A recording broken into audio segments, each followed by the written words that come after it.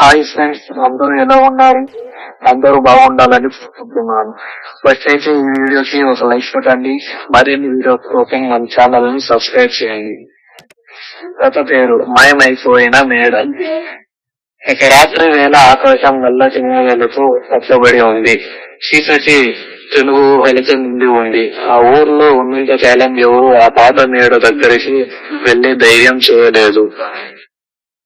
ఒకప్పుడు అందమైన కోటలో వెనుకొంచిన ఆ మేడ ఇప్పుడు శిథిలావస్థలో ఉంది. ఊరి పెద్దలు చెబుతుండేవారు, ఆ ఇంట్లోకి ఎవరైనా అడుగు పెడితే తిరిగారు. కానీ అవి కేవలం కథలని భావించిన ఆరుగురు యువకులు అనిరుద్, మేఘన, కార్తీక్, రేసు, గౌతమ్ మరియు సమీర ఆ ఇంట్లో ఏముందో తెలుసుకోవాలని నిర్ణయించుకున్నారు. భయపడకండి, ఇవన్నీ మన ఊహలే మాత్రమే అనిరుద్ అన్నాడు. కార్తీక్ నవ్వుతూ చూద్దాం, నిజంగా దయాలుంటాయి అన్నాడు. అందరూ టార్చులతో ముందుకు సాగారు. మేడగేట పెద్దగా శబ్దం విన్న శబ్దంతో తెరుచుకుంది. అందరూ లోపల అడుగు పెట్టగానే గాలిలోకి బదనం వాసన వెన్ను ఊసింది. గదుల్లో చీకటి, కిటికీలు పడి మూసుకుపోయాయి. ఆ మేడలో అడుగు పెట్టిన ప్రతి ఒక్కరికి గుండెల్లో ఒక భయం పుట్టింది. ఇప్పటి వరకు సున్నితమైన చలి గాలి వీస్తుండగా ఇప్పుడు మాత్రం గదిలో వేడిమి పెరిగింది. ఆ వేడిమి పెరిగిన కొద్ది గోడలు పోగుతున్నట్టు అనిపించాయి. ఎదుట కింద పడి ఇది మంచిది కాదనిపిస్తుంది, మనం వెళ్లిపోదాం అంది. అసలు భయపడాల్సిన అవసరం లేదు, సమీర హాస్యంగా అన్నది. అయితే అప్పుడు ఓ గదిలో నుంచి ఒక నల్లటి నీడ తగులుకున్నాడు కనిపించింది. టార్చ్ లైట్స్ ఆ దిశగా తిప్పినప్పటికీ అక్కడ ఏమీ కనిపించలేదు.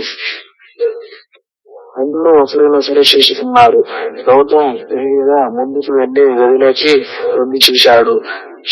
దెబ్బతిన్న అద్దంలో ఒక ప్రతిబింబం కనిపించింది, కానీ అది ఎవరిది కాదు. రక్తం తడిగిన ముఖం, రక్తం గడ్డ కట్టిన కళ్ళు. అతనొక్కడే చూశాడు. గౌతమ్ ఒక్కసారిగా అరిచాడు. అతని కేకతో మిగతా అందరూ వెనక్కి పారిపోయారు. కానీ తలుపులు మూసుకుపోయాయి. చీకటి మరింత దట్టమైపోయింది.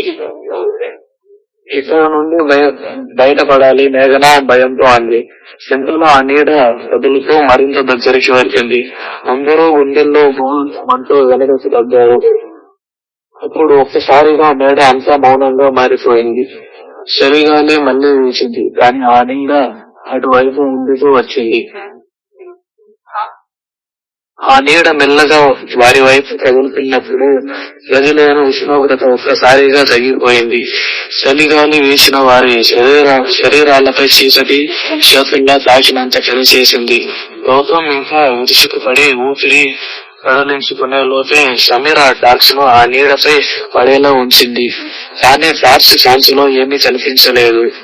అది కేవలం వాయువీయ సాయహమా లేక నిజంగా ఏదో ఉంది. ఇది మన ఊహలో ఉంది, భయపడకండి అనిరుద్ గట్టిగా అన్నాడు. కానీ ఆ అద్దంలో నేను ఏదో చూశాను, గౌతమ్ వలసకు అన్నాడు.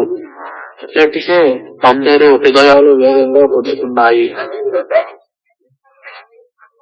మేఘన వెనక్కి తగ్గకుండా గోడను తాకింది, కానీ అది గోడలా అనిపించలేదు. ఆ గోడ నుండి చిన్న చిన్న గీతలు గోర్లు గీసుకున్నట్లు కనిపించాయి.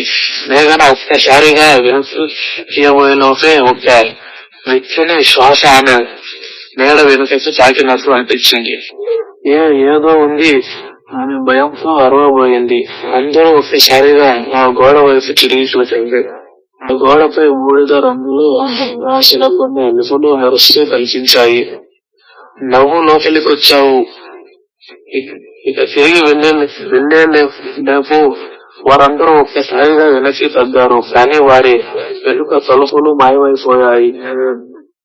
తలుపులు ఎక్కడ కార్తీక్ వంతుతో అద్భుతంగా చూశాడు. మేడ వాళ్లను ఉంచేసింది, లేదా ఎవరో కావాలని వారిని బంధించారు. ఇంత ధైర్యం చేకూర్చుకున్న అనిరుద్, మనం గట్టిగా అరిస్తే తెలుసా బయట ఎవరో వెళ్తారు అన్నాడు. అందరూ గట్టిగా కేకలు వేయడం ప్రారంభించారు.